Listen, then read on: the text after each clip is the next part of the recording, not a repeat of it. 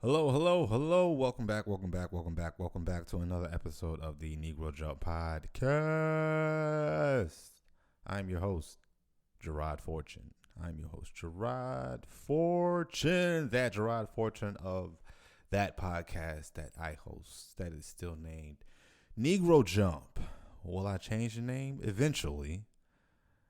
What will it be? I don't know. I do not know. What else could I name it? What was another highly popular? Well, can't say it was highly popular because Shonen Jump in America did eventually end. But yeah, what was another popular magazine that was dedicated to the millennials who were into anime and Japanese culture? You had New Type, you had Animerica. I was about to say DBZ magazines, but those were just the Wizard magazines. Hmm. Yeah, I really don't know. Not too sure.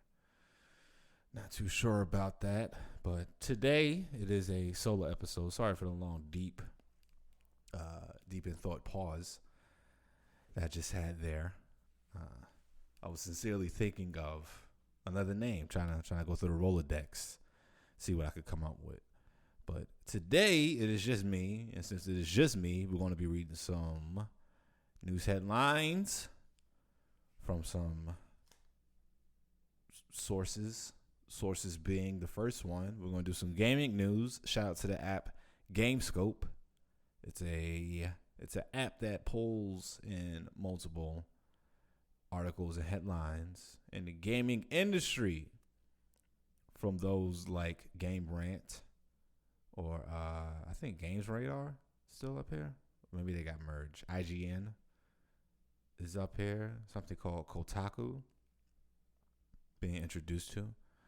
So a coworker actually told me about this app. It's pretty solid. There's no way to search, so it's just a ongoing feed that's constantly just updating itself.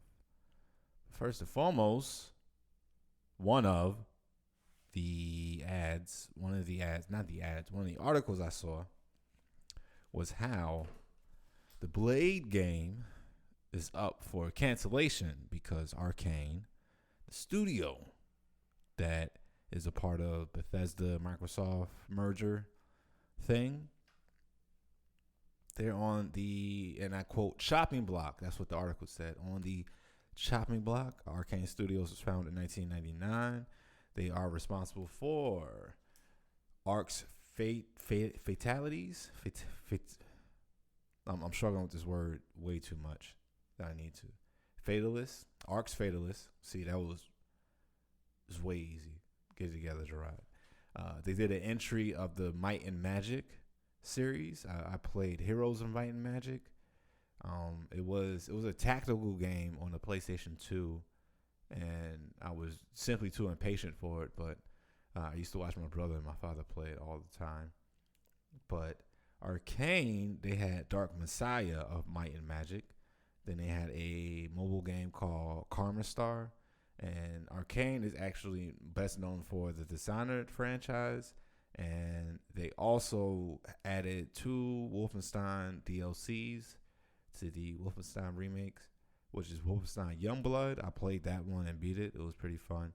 And then Cyberpilot, which I did not play that. They also are the creators of Deathloop and Redfall. Deathloop being the fun gun and tag. That's what it looked like.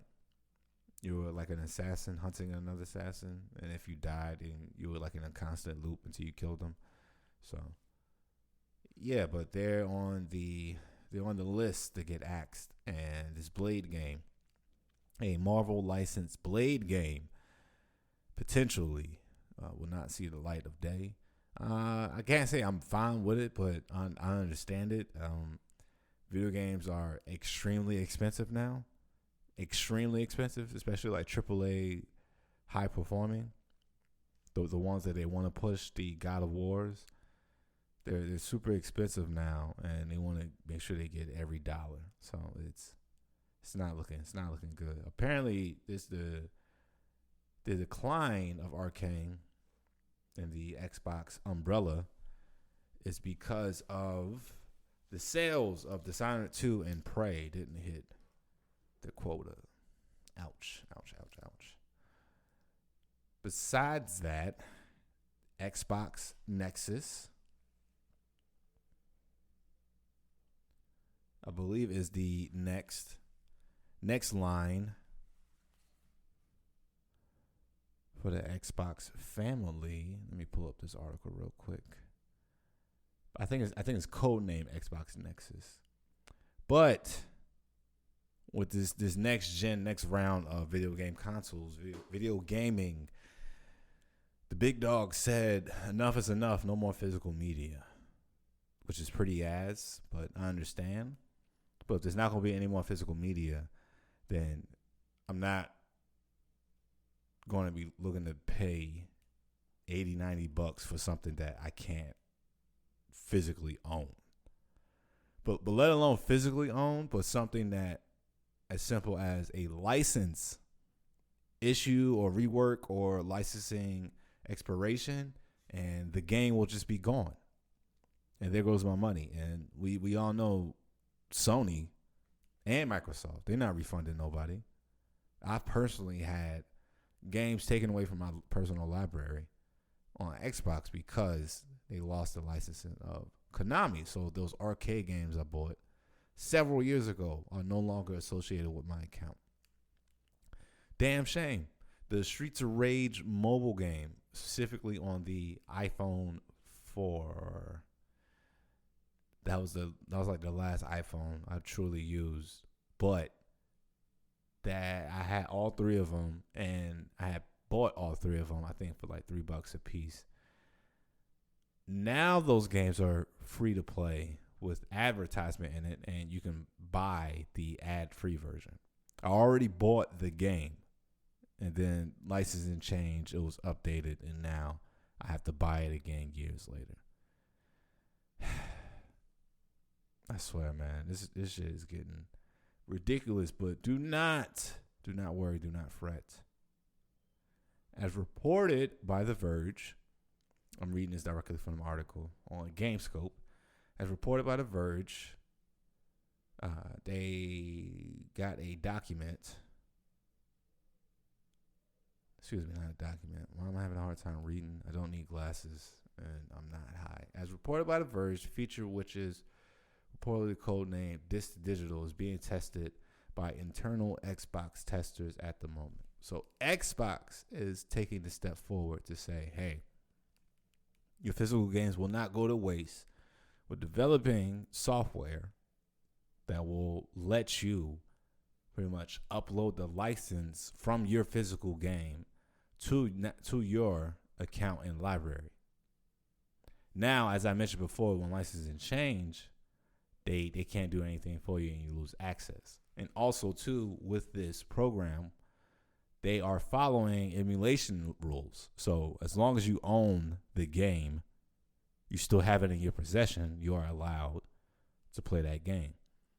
They're saying they want to do this to crack down on game sharing, which is such a blasphemous thing, a statement for a video game company to say. We don't want you sharing our game. We want somebody else to buy another copy. It was already enough to have to play online with someone else, where you had to have 2 separate consoles, 2 separate games, 2 separate subscriptions, and then outside of all of that, internet. Somebody's paying for that internet. I hate to say it's getting out of hand, but like this is the direction we're going in, because pay to play just it took over. Took over like crazy. So there is a legal alternative to this. I'm learning that with software and hardware now, you can upload your games yourself. Now this feature that Xbox is working on, DISC2DIGITAL, it only works for Xbox One and up. Unfortunately, 360 and Xbox original games. No more. Now, I did recently see a TikTok video by a creator who walks you step by step on how you can digitize your Xbox 360 games. You can digitize them to a flash drive legally. With the 360, you were able to install a game on a hard drive. You install it on a flash drive instead. Then you take that same flash drive, plug it into your computer, and there are several other steps that are very simple. Using an Xbox 360 emulator that you can now convert that file to be playable with the emulator. Emulation is here. I think that's what the consoles, not the consoles, these big companies, specifically Microsoft and Sony, PlayStation and Xbox, they are looking to battle emulation because the amount of emulators, handheld, consoles, you got cabinet emulators with thousands upon thousands of games, and you got your everyday emulation on your PC. Shit, I'll even count Steam as an emulator because you can play anything on there, legally or not. So I think they're looking to fight to fight against that because Nintendo figured it out. Well, they've been implemented it with the Switch 2. Well, like you can buy the physical, but it's digital. So tough luck. Thankfully, though, the Switch 2 plays all of the Switch games. So appreciate Nintendo for thinking of us as always. But yeah, man, this is the new age of gaming. It's different. We're here. Can't say that I hate it, but I definitely don't like it. So it is what it is. And then of course PlayStation plans to go digital, all digital by 2028. So man, physical media, bro, crazy. It's just gonna be worth so much money in the next 10 years. Stock up on your physical media now, whatever that be: cassettes, vinyls, DVDs, video games, CDs. Shit, who's to say that rewritable disc don't become popular again? Who's to say? I'm gonna put that out there right now. Who's to say LimeWire might make a comeback? So next up, we got some anime news. New anime alert. Well, not technically new, but series Black Torch gets a simulcast treatment. That's right. You will get dubbed and subbed on the debut of Black Torch. What is Black Torch? Black Torch is a manga. It is a manga that released 2016, had a run all the way to 2018 with 20 chapters. 20 chapters is one of those nice manga stories, supernatural-ish with ninjas.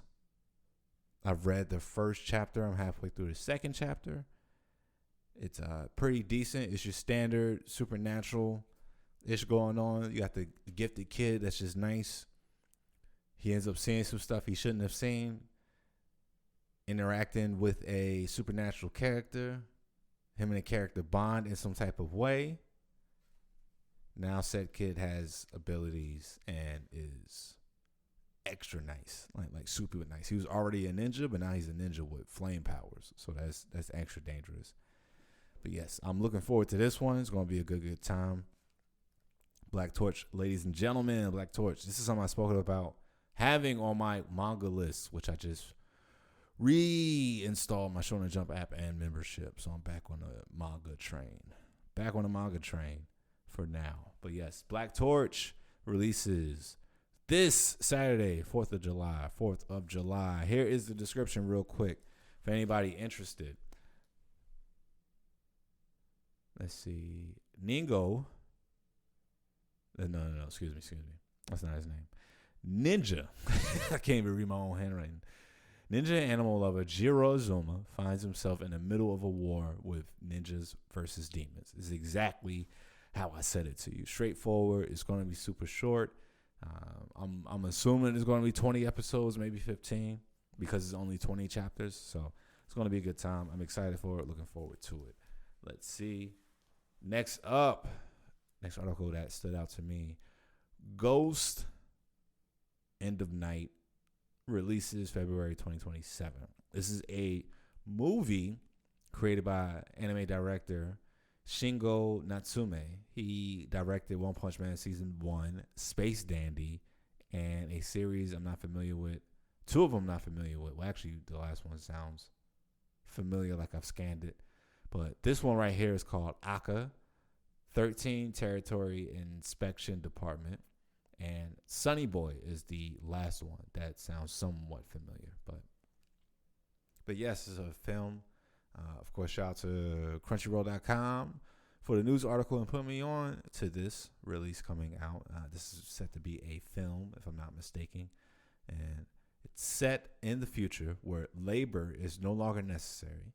This is the story of Nika, a girl who continues seeking the real while resisting the order of a content society. Maybe it's Nikai, because it's Neeki, Kai, not Nika. Nikai. They do tend to spell the Asian names phonetically for us English folks. But yes, that releases February 2027. Be on the lookout for that.